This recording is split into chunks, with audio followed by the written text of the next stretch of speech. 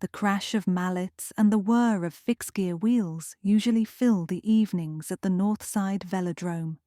But on the night Luca fell, it was the shouting that echoed under the corrugated roof. I had just pivoted my front wheel to block a pass from the Riverhawk's striker when Luca, our tireless pivot, sagged sideways on his saddle. His mallet spun like a dropped baton and clattered against the boards. By the time I skidded to him, his eyes were clouded, his jaw locked tight as if he were biting down on pain. A bruise-coloured rash spread across the veins of his neck. Caffeine fatigue, I thought for half a second. He'd been pounding energy gels all afternoon, but the dead weight of his body against my shoulder told me something else was happening. Within minutes, the paramedics wheeled him off the court, and the Friday night league final was called unfinished. 2 hours later, I paced the hallway outside the emergency ward, helmet still on, sweat cooling into a salty rind beneath my pads. The resident came out at last, eyes grave behind wire-rimmed glasses. "He was poisoned," she said. "Alkaloid toxins, probably dermal absorption. Lucky the dose was small." Poisoned. In a sport where the worst hazard was usually a cracked collarbone, the word felt medieval. I asked whether Luca would pull through. She nodded, said he'd need monitoring and antitoxins, but he'd ride again. As captain of the Northside Narwhals, I should have felt relief. Instead, a hook had set itself behind my sternum. Somebody had gone after one of mine. The attending toxicologist, Dr. Reich, met me in a side room cluttered with rolling carts. He pushed a sealed evidence bag across the table.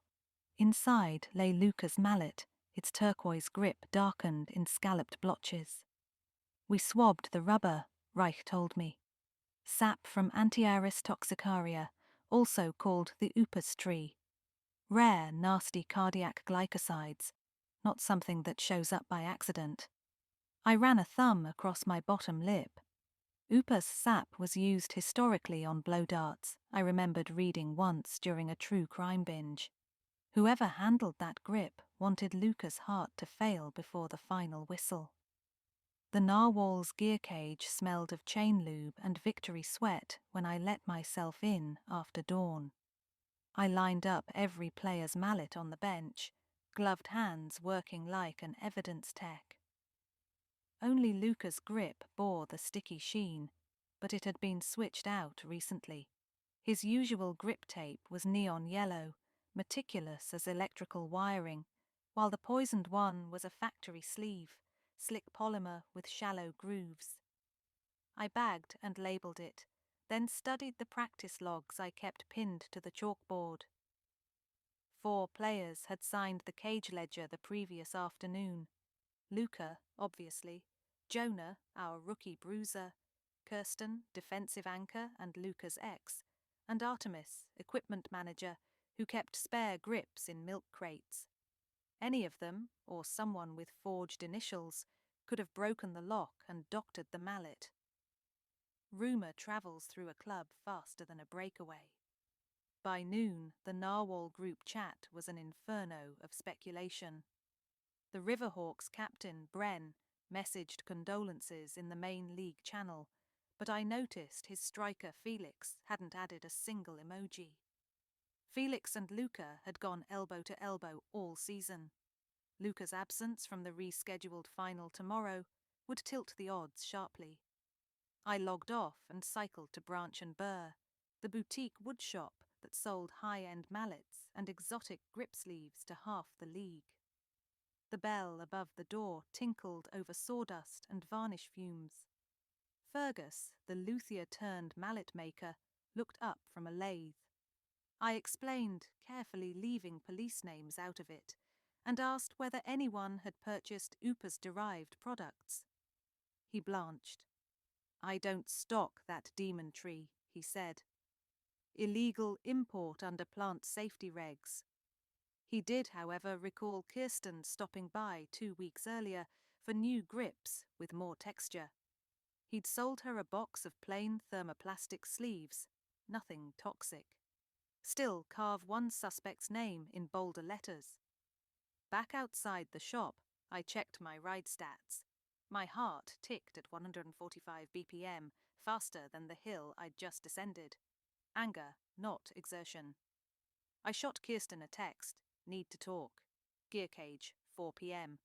She replied with a thumbs up, and the floating heart she used when she was either sincere or covering nerves. At 4 sharp, she rolled in, tattoos peeking beneath a windbreaker. I held the poisoned mallet like Exhibit A.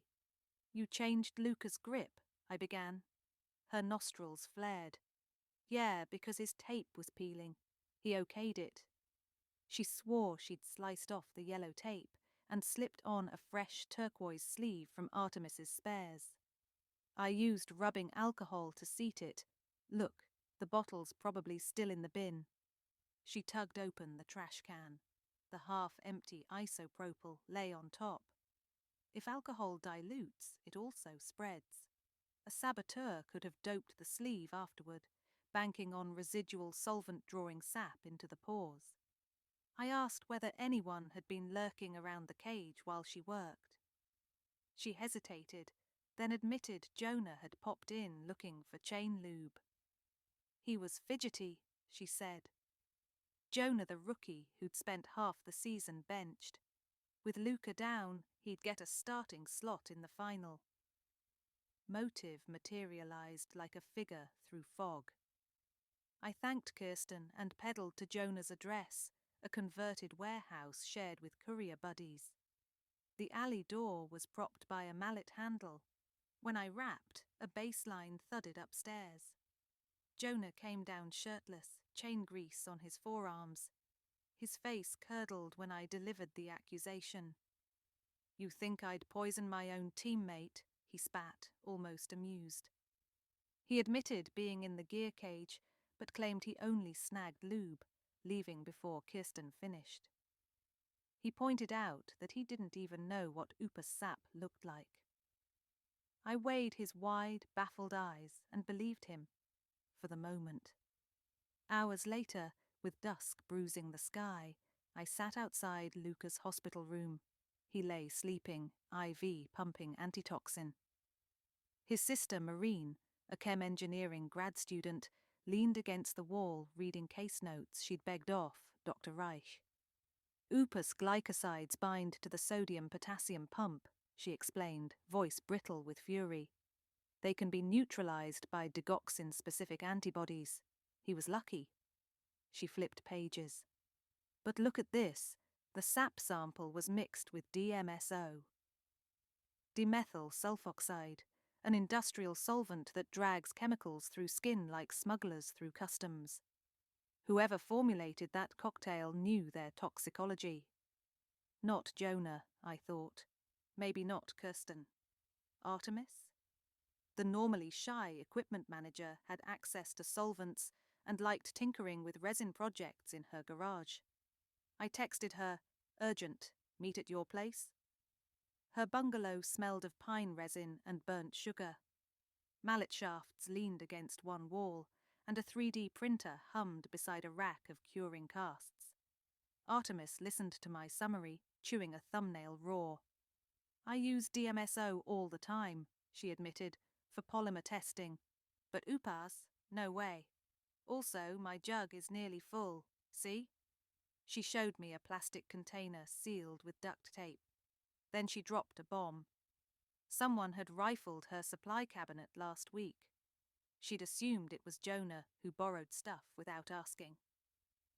She pulled up her workshop cam footage, a hooded figure entering, gloved hands pilfering the shelves, face hidden. But the gait, balanced, hips square, looked oddly familiar. My stomach pitched. Bren, the Riverhawks captain, walked like that, forged by a decade of courier work. Crossing lines between clubs to cripple an opponent? The league had heated rivalries but never sabotage. Yet the Riverhawks had lost twice to us because of Luca's mark-saving agility. I transferred the video to my phone. then called Detective Salas, the officer now assigned to Luca's case. She agreed to meet me at the velodrome before the rescheduled final, partly to monitor potential foul play. Under sodium floodlights, the court gleamed a slick olive. Players warmed up, wheels rasping. The narwhals scattered passes without Luca. Jonah subbed in, nerves braiding his shoulders. Across centre court, Bren rallied his squad, voice carrying. I watched him twirl his mallet, factory turquoise grip identical to the poisoned one. Salas arrived in plain clothes, hair stuffed under a baseball cap. I laid out the timeline, the solvent, the video. She requested Bren's mallet for a quick field test. Chain of custody rules allowed voluntary handover. I approached him with a stiff smile. Borrow your stick. Want to copy your grip weight? He snorted but passed it over. Salas dabbed a strip of cobalt reagent across the handle behind a supply tent. It bloomed navy, the preliminary positive for cardiac glycoside residues. Not enough to fell a player, but proof he'd handled the sap recently. We were 60 minutes from push-off. Salas radioed a patrol unit, yet hesitated at the threshold of arrest. Could be circumstantial, plants like oleander trigger similar readings. She needed direct tie to the UPA's supply. I thought of Branch and Burr. Maybe Bren had found a black market source, but smuggling sap is risky, unless he'd brewed it himself from raw resin smuggled in guitar blanks or carved souvenirs. Fergus's shop, that's where I'd seen Bren last month, joking about custom shafts. I sprinted to the bike rack. Fergus locked up at this hour, but lived in an apartment above the shop. I blasted down 6 blocks and hammered on his door. Breath burning, I asked if Bren had purchased anything exotic, maybe reclaimed jungle hardwood. Fergus frowned, then fetched a purchase log. Bren bought a mystery grab bag of off-cut cores auctioned from a defunct luthier. 1 block was labelled Upus Test Blank, Fergus recalled. I warned him it could be toxic, but he said he wanted it for historical intrigue. Paid cash. Back at the velodrome, the game clock ticked T-15. Salas stood outside the player's entrance talking to Bren, who wore an offended sneer. She had questioned him. He'd cited hobbyist curiosity and denied poisoning anyone. Without a confession or weaponized dose in his gear, she was stuck. Bren's striker Felix rolled his eyes when I passed. Then an electric flicker lit my brain. What if Bren wasn't the puppet master but another pawn? Someone else could have supplied the sap, letting Bren handle it, so residue would incriminate him.